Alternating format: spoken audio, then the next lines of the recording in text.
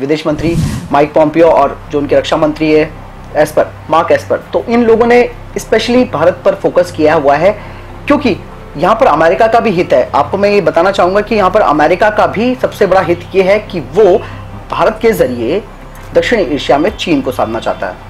यहाँ पर एक बात और मैं बताना चाहूंगा कि अमेरिका का हम विश्वास तो करते हैं, लेकिन उसका विश्वास हम ज्यादा नहीं कर सकते, क्योंकि अमेरिका का भारत का सपोर्ट करने का मतलब यहाँ पर सिर्फ ये नहीं है कि वो हमारे साथ दोस्ती के लिए खड़ा है, वो यहाँ पर चीन को टक्कर देने के लिए खड़ा है, क्योंकि उसको पता है कि भारत ही दक्षिण एशिया में एक ऐसा देश है जो केवल चीन को चुनौती दे सकता है। तो चीन का फोकस भारत पर बिल्कुल नहीं है और एलएसी में उसने एक तरीके से आप समझ सकते हैं कि एक टेंशन क्रिएट कर रखी है, जिसका कोई आप ये समझ सकते हैं कि कोई मतलब नहीं बनता है।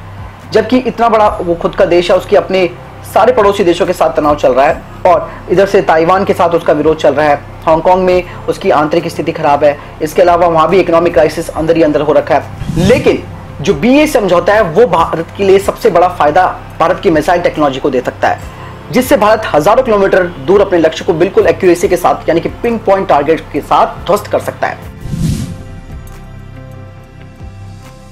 Hello, welcome to defence series. मैं राहुल भारद्वाज आप सबका स्वागत करता हूं। दोस्तों, अभी हाल फिलहाल में भारत और अमेरिका के बीच में बीईसीए एग्रीमेंट हुआ है, तो आइए हम जानते हैं कि आखिर इस बीईसीए एग्रीमेंट का चीन और पाकिस्तान पर क्या असर पड़ेगा और भारत इस बीईसीए एग्रीमेंट से चीन और पाकिस्तान को किस तरह से साध सकता है। इस मुद्दे पर डिस्कस करने के लिए हमारे साथ मौजूद है किशन चंद फ्रॉम टेक्निकल रस। तो आइए हम जानते हैं।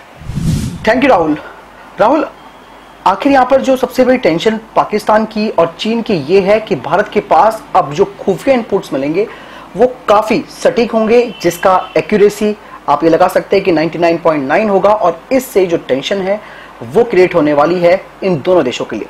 और ये पहली बार नहीं है कि जब पाकिस्तान विरोध कर रहा है भारत का, क्योंकि इससे पहले जब भारत ने अपने मिसाइल टेस्ट वगैरह किए थे और कई नई चीजों को हथियारों के रूप में शामिल किया था इंडियन आर्मी में, इंडियन एयरफोर्स में, और इसके अलावा राफेल के आने से पाकिस्तान की तो हवा ही उड़ हुई है। तो इस हवा उड़ने का मतलब आप समझ सकते हैं कि उसने उसी टाइम बोल दिया था कि फ्रांस के जरिए जो राफेल जेट भारत को मिले हैं वो दक्षिण एशिया में अशांति फैला रहे, जबकि सबको पता है कि दक्षिण एशिया में जो सबसे बड़ा आप ये समझ सकते हैं कि आतंकियों का गढ़ है वो पाकिस्तान है और इसका इतिहास सब लोग जानते भी हैं।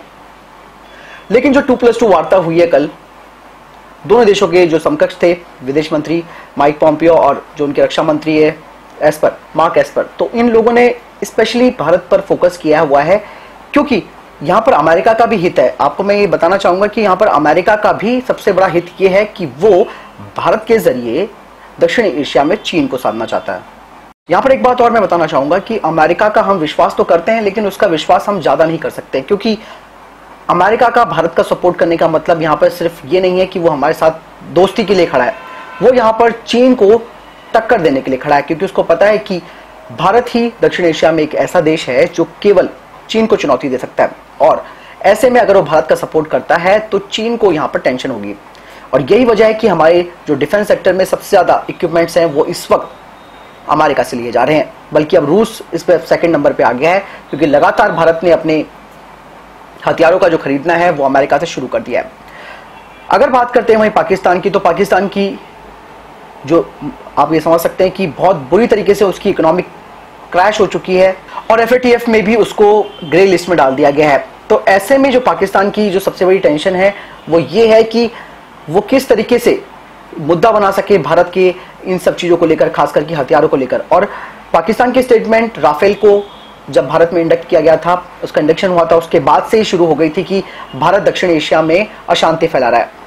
और इस तरीके से अगर बीएसीए पर तो उनका अब ये समझ सकते हैं कि पारा और चढ़ गया है ऊपर। अब उनको ये लग रहा है कि अमेरिका बहुत ज्यादा इंडिया के सपोर्ट में आ गया है, और जिससे कि जो उनके आतंकी शिविर वगैरह होते थे, जो खास करके इनके ये लोग एलओसी के आसपास बनाते हैं और जो कि अभी समझ काफी खुफिया रहते हैं, हालांकि भारतीय सैटेलाइट्स भी इनको डिटेक्ट करने में बहुत ही मददगार होते हैं, लेकिन जो सटीक जानकारी होती है, एक्यूरेसी होती है, 100% इमेज क्वालिटी होती है, उसके लिए ये बीई से जो समझौता है, बीईसीए समझौता, वो काफी इंपॉर्टेंट रखता है। लेकिन जो ये जियोस्पेसिकल डेटा भारत को मिलेगा उससे भारत आसानी से चीन पर भी नजर रख सकता है। और जो आईओआर रीजन है, इंडियन ओशन रीजन, जहां पर आए दिन चीन की घुसपैठ होती है, तो वहां पर भी चीन को काउंटर करने के लिए यहां पर सबसे इंपॉर्टेंट है कि भारत का अमेरिका के साथ मिलना, क्योंकि अत्याधुनिक तकनीकों का इस्तेमाल इस वक्त चाइना कर रहा है। चाइना लगातार इनोवेशन कर रहा है और उसका जो मेन फोकस है वो यूएस है, उसका फोकस भारत पे नहीं है। हालांकि उसने एक सिचुएशनल कंडीशन यहाँ पे क्रिएट कर रखी है, तो चीन का फोकस भारत पर बिल्कुल नहीं है। और एलएसी में उसने एक तरीके से आप समझ सकते हैं कि एक टेंशन क्रिएट कर रखी है, जिसका कोई आप ये समझ सकते हैं कि कोई मतलब नहीं बनता है।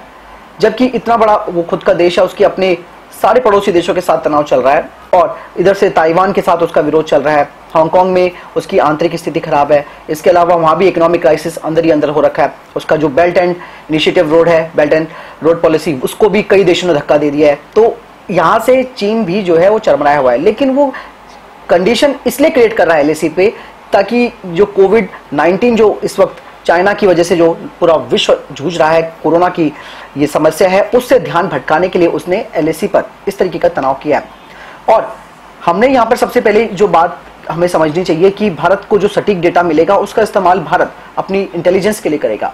और यहाँ पर चीन का भी जो स्टेटमेंट आया है वो भी आपको ध्यान रखना चाहिए। चीन ने भी एक तरह से यहाँ पर अमेरिका को कोल्ड वॉर वाली सिचुएशन पे डाल दिया है, यानी कि अपने आप की कंपैरिजन वो रशिया से, जो सोवियत संघ था जब शीत युद्ध का समय आ गया था सेकेंड वर्ल्ड वॉर के बाद, तो अब रशिया का तो विघटन हो गया, लेकिन यहां पर चीन अब कंपैरिजन कर रहा है एक कोल्ड वॉर की सिचुएशन को लेकर अपने और अमेरिका को लेकर। तो उसने ये जो स्टेटमेंट दिया है कि वो उनके पड़ोसी देशों को, यानी कि अमेरिका जो है वो चीन के पड़ोसी देशों को भड़काने की कोशिश कर रहा है। राहुल, यहाँ पर इसरो भी काफी इनोवेशन कर रहा है और लगातार भारत ने अपने सैटेलाइट्स इस वक्त अंतरिक्ष में, जो खासकर की खुफिया सैटेलाइट्स हैं, उनको लॉन्च किया हुआ है। और उसके बदौलत ही जो बालाकोट एयर स्ट्राइक किया था भारत ने, अपनी खुफिया जानकारी यानी कि खुफिया इनपुट्स जो कि सैटेलाइट के माध्यम से मिले थे उसे हुआ।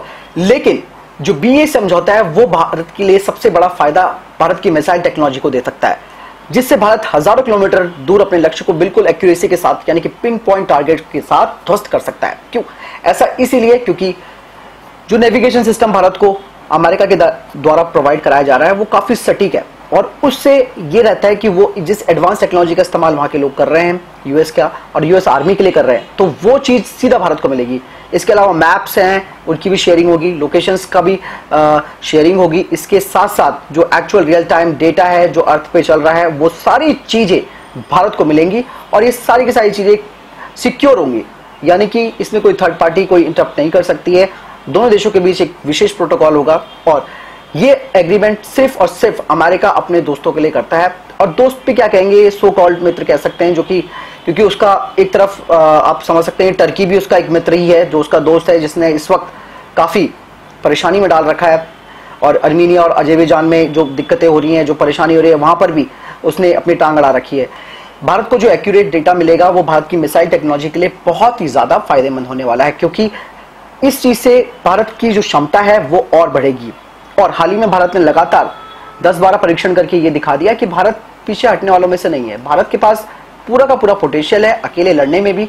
और चाइना जो सिचुएशन क्रिएट कर रखी है भारत के खिलाफ, उसने आप समझते कि हवाबाजी चाइना करता है हमेशा। कभी ड्रोन्स दिखाएगा, कभी अपने अत्याधुनिक लाइट मशीन गन्स दिखाएगा, कभी आधुनिक, मतलब आप भी समझ सकते हैं कि पूरा पूरा उनका एक मीडिया जो है, उनका जो वहां की जो मीडिया है वो प्रोपेगेंडा चलाती है भारत के खिलाफ। और उन्हें पता है कि गलवान हिंसा में हुआ क्या था, जहां उनके 40 सैनिकों को मार दिया गया था। उसके बाद से वहां के सैनिकों की कई तस्वीरें वायरल भी हुई, जिसमें आपने देखा होगा कि जिन लड़कों को वो, मतलब जो पीएलए के ट्रूप्स को वो एलएसी पर भेज रहे हैं, वहां पर वो लोगों के रोने के वीडियो सामने आए। तो डर तो उनके अंदर है, लेकिन सिचुएशन ये है कि सिर्फ और सिर्फ वो कोरोना की वजह से जो उसको हानि झेलनी पड़ रही है, जो उसकी इमेज खराब हुई है चाइना की, उसको देखते हुए वो इस वक्त बैकफुट पर है और उसने एलएसी में तनाव क्रिएट कर रखा है।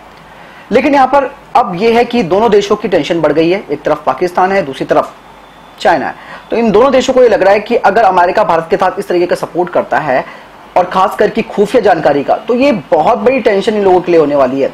और इनके जो भी प्लान्स होंगे, फ्यूचरिस्टिक प्लान होंगे, उनको आसानी से डिटेक्ट किया जा सकता है कि अगर ये कुछ भी करने, अगर ये कोई भी समझौता आपस में भी कर रहे हैं या किसी भी तरीके का ऐसा जो आप समझ सकते हैं कि जो भारत के खिलाफ हो रहा है, कोई सूचना ये एक दूसरे को अगर शेयर कर रहे हैं, तो वो भी जानकारी भारत को मिल सकती है। और पाकिस्तान तो आप चाइना का आयरन ब्रदर आप समझ सकते हैं, दोनों एक दूसरे को आयरन ब्रदर कहते हैं। और आयरन ब्रदर में भी ये है कि चाइना की लुटिया डूबी हुई है पाकिस्तान में, उसने सारे प्रोजेक्ट्स पर स्टे लगा रखा है, परेशानी हो रही है, पैसा ही नहीं है इनके पास, तो कहां से लगेंगे। लेकिन हथियार खरीदने के लिए पैसा इनको कहां से आ रहा है, ये सबसे बड़ी बात है। और सऊदी के कई ग्रुप्स हैं जो इनके साथ मिले हुए हैं, जो कि पाकिस्तान को पैसा प्रोवाइड करा रहे हैं। और यही नहीं, टर्की भी एक बहुत बड़ा अहम रोल निभाता है यहाँ पे, वो भी पाकिस्तान को कई तरीके के हथियार प्रोवाइड करा रहा है, खास करके उनकी नेवी के लिए कई तरीके के फ्रिगेट्स वो बना रहा है उनके लिए, और इसके लिए समझौते भी हो चुके हैं। तो इस तरीके के समझौते होना प्लस भारत के खिलाफ एक हवा क्रिएट करना, ये सारी की सारी चीजें यहां पर ये कहती हैं कि BECA जो समझौता है उससे इन दोनों को एक बहुत बड़ा, ये समझ सकते हैं कि आप बैक फुट पर ये लोग आ चुके हैं। और इसीलिए इनकी तरफ से ये जो स्टेटमेंट्स आ रही हैं कि दक्षिण एशिया में प्रॉब्लम क्रिएट हो जाएगी, परमाणु युद्धों का जखीरा भारत बढ़ा रहा है। अरे क्यों नहीं बढ़ाया, तुम लोगों ने टेंशन तो तुम लोगों ने क्रिएट करी है। भारत ने अपनी सुरक्षा के लिए, अपनी सेल्फ डिफेंस के लिए अपने आप को, ऑब्वियसली बात है, खरीदने हैं, डिफेंस इक्विपमेंट खरीदने, अपने मिसाइल टेस्ट करने हैं। तुम्हारा क्या पता है, इन्होंने कई बार कितनी कोशिशें करी इन्होंने, कारगिल का वॉर आप देख लो, इसके अलावा 1962 की लड़ाई आप देख लो, कहां छोड़ा इन लोगों ने हमको, इन्होंने कहीं नहीं छोड़ा। अब भारत 1962 वाला देश नहीं है, सबसे बड़ी बात यह है। दूसरी बात है कि भारत ने खास करके डिफेंस सेक्टर को काफी मजबूत किया है, और अलग अलग तरीके के हम लोग फाइटर एयरक्राफ्ट यूज कर रहे हैं, अलग अलग तरीके के डिफेंस सिस्टम यूज कर रहे हैं, अलग अलग देशों के हम लोग जो मशीन प्रणाली है, इसके अलावा जो ATGS है और स्वदेशी रूप से विकसित की गई जो हमारे आर्टिलरी गन्स है, उन सब का मिक्सअप कर रहे हैं। यानी कि हम किसी एक देश पर भी भरोसा नहीं कर रहे हैं यहाँ पर, लेकिन हम यहाँ पर आत्मनिर्भर भारत की भी बात करेंगे, क्योंकि जहां पर भारत खुद के डिफेंस इक्विपमेंट्स भी बना रहा है, जिसमें LNT है आपका, क्योंकि ऑलरेडी जो ऑर्डिनेंस फैक्ट्री बोर्ड है वो भी अपना काम कर रहे हैं, लेकिन थोड़ा सुस्त हैं। इसके अलावा HAL है, महिंद्रा डिफेंस है, बहुत सारी चीजें हैं।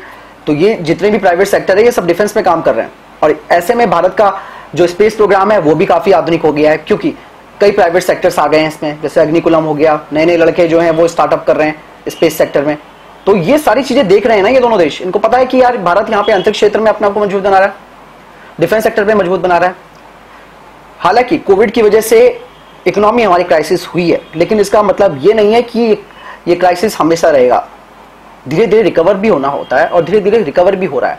इसलिए हमें केवल एक ही तरफ फोकस नहीं करना होगा। और बहुत अच्छा है कि बहरहाल चाहे अमेरिका अपना हित क्यों नहीं साध रहा भारत के साथ, लेकिन भारत की सुरक्षा तो मजबूत हो रही है। तो राहुल, यही चीज मैं आपको बताना चाह रहा था कि BECA का जो फायदा है वो भारत को ही मिलेगा, और यहाँ पर एक स्ट्रॉन्ग कनेक्टिविटी होगी, क्योंकि चाइना को घेरने के लिए भारत ने ऑलरेडी क्वाड का भी निर्माण किया हुआ है। तो BECA मिलने से भारत को बहुत बड़ा फायदा होगा। और आप निकट भविष्य में देखेंगे राहुल, आप निकट भविष्य में ये देखेंगे कि इससे भारत को जो सुरक्षा की चुनौतियां हैं वो मिलेंगी, लेकिन उनका काउंटर पहले से हो जाएगा। दोस्तों, इस वीडियो से रिलेटेड आपका कोई भी क्वेश्चन हो तो आप कमेंट सेक्शन में जरूर लिखें। Please like, subscribe and share and do comments. जय हिंद, जय भारत।